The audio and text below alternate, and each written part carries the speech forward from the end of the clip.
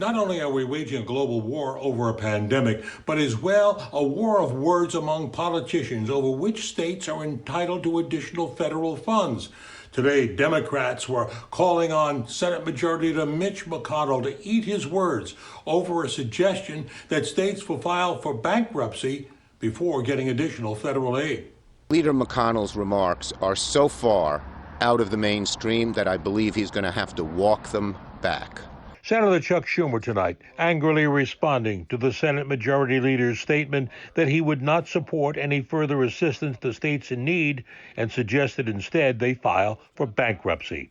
Mitch McConnell's words will not stand. His nasty, despicable, and almost cruel thoughts will not carry the day. New York would be one of the beneficiaries of additional federal funds.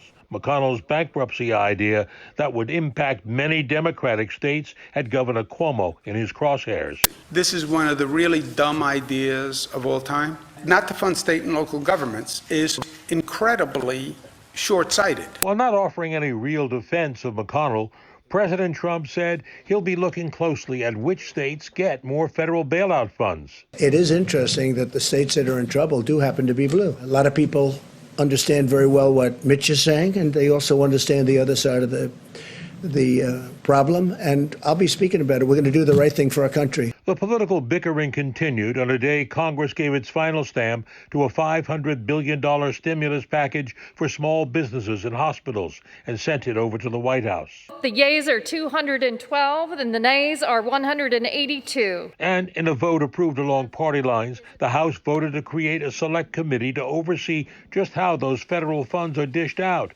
to assure there's no waste or fraud. The nation's pain took another jab today as the latest numbers showed 4.4 million people filed for unemployment claims, bringing the 5-week total to greater than 26 million.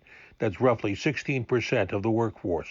And fostering his argument over Senator McConnell's suggestion that states file for bankruptcy, Governor Cuomo pointed out that New York gives the federal government $116 billion more a year than the federal government gives New York. And he noted that McConnell's state of Kentucky receives $148 billion more than it gives to the federal government.